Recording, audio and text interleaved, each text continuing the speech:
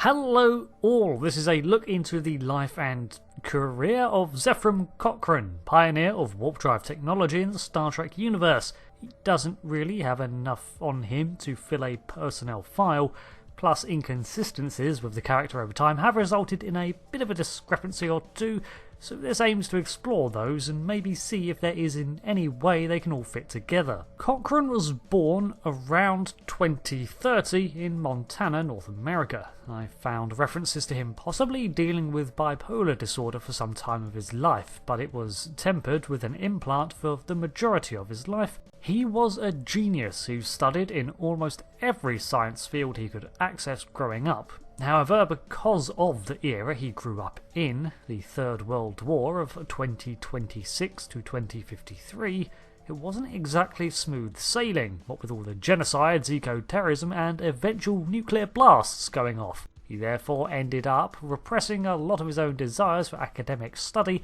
in favour of practicality and survival, even leaving MIT without earning his degree. He actually began his career researching matter-antimatter weaponry for the military, and eventually coupled this with the idea of space-time warping, eventually mapping out the notion for the warp drive.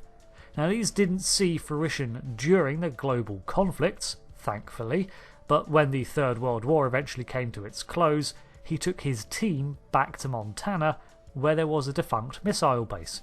He had a contact on his team cover up the base's existence so that he could work in secret without any governmental interference. Considering the state of the world, irradiated and suffering through a self-imposed nuclear winter, the planet's political powers had more to deal with than just losing one missile base, presumably. It was around 2055 where his bipolar disorder reasserted itself, and he frequently went on binges of work on his warp drive theories before slumping into week-long bouts of depression. He eventually turned to the bottle to try to help.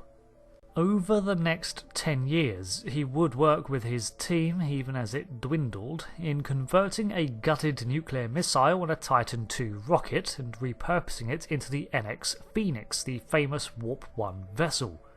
Earlier stories of Cochrane pre-First Contact film had him also travelling to all sorts of other facilities around the globe, in orbit, and even to the moon to test various parts of the warp drive, which suggests a far more organised and governmentally involved approach to his research than we later see. This is the largest continuity issue around Cochrane, as he was originally depicted as a pioneering scientist and then later as a far more troubled individual and effectively building the Phoenix with scraps, with the goal of becoming rich off of his invention. This is when the events of First Contact happen, and the Borg attack Bozeman, damaging the Phoenix. They were then stopped by the crew of the Enterprise, where, due to time constraints of allowing the test flight to unfold on time, they revealed to Cochrane their origin from the future. The vessel was repaired, launched on April 4th, 2063. The Warp 1 test flight was successful and alerted the passing Vulcan survey vessel, the Taplana Hath, to the humans' achievement of FTL travel. When they touched down, they met with the creator of the warp drive, before eventually being put into contact with the various governments of Earth, which then instigated the unification of the planet.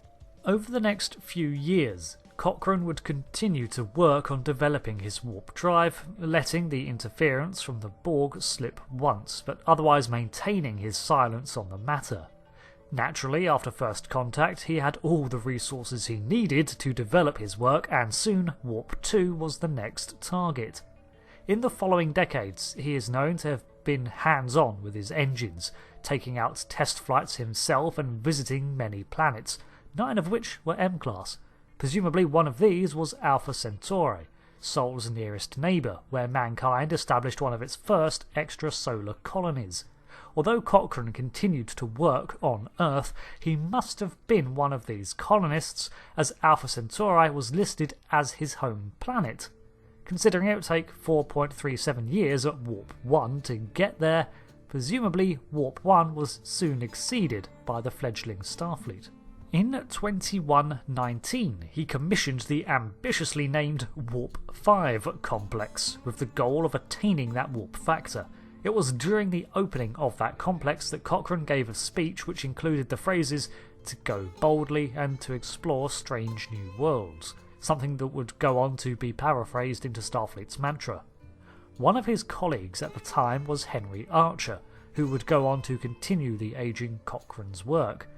But before that year was out, Cochrane vanished, and in 2124 Henry Archer died from Clark's disease.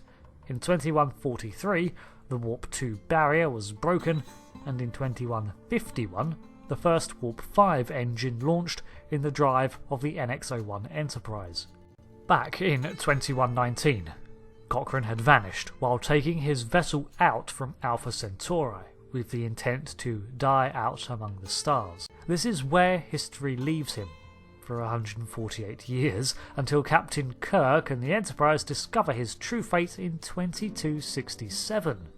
He had met a non-corporeal alien, referred to only as the Companion as he drifted, which used its powers to rejuvenate him to a younger form and brought him to a secluded home in the Gamma Canaris, where it saw to his every need. Here he lived well beyond his human lifespan until he began to grow bored. This is where we get the TOS episode Metamorphosis, and a depiction of Cochrane that is vastly different from his 2063 depiction. Now this could be attributed to his age, and the fact that his goals were shifted so radically by his experiences in that time. He went from a troubled genius, content with winning himself fame and wealth, to glimpsing the future he would usher in, the scale of Earth compared to the vastness of space, and how history would remember him. By the time he vanished in 2119, he very well may have been closer to the man Kirk eventually met than the guy who tried to run from Will Riker and got stunned into a stream. Now, I think, even in First Contact, that he is a genuinely curious individual who ended up embracing his earlier notions of exploration for exploration's sake. I mean, he kept a big-ass telescope, and there was space paraphernalia all around the bar. There are other references to Cochrane that are from sources from before the First Contact film that go on to cite Zefram as being an actual alien human from Alpha Centauri, and as such, but these are clearly irreconcilable with canon. From what we see in the shows, I don't really see much of a contradiction, as he's 100% a human being, and considering the location of Alpha Centauri, I don't see why Cochrane would not have been able to relocate there, becoming a genuine inhabitant of that system. So to me, that is not much of a conflict with what we have on screen. Thanks for watching this video on the life of Cochrane. It's not explained in canon what he got up to after the events of Metamorphosis, but presumably he aged up and died prior to TNG, because by then he was already being referred to in a historical context. Although he did ask Kirk not to mention his discovery in 2267, despite the fact Kirk would have had to explain why he lost a VIP he was carrying, and that episode literally ends with McCoy asking what about the war we were supposed to stop before we got sidetracked, and Kirk being like, ha, YOLO. Actually, there's a lot of issues in that episode outside of war ones. So until the next video on Trek or some other sci-fi franchise, I've been Rick, and I'll see you later. Goodbye.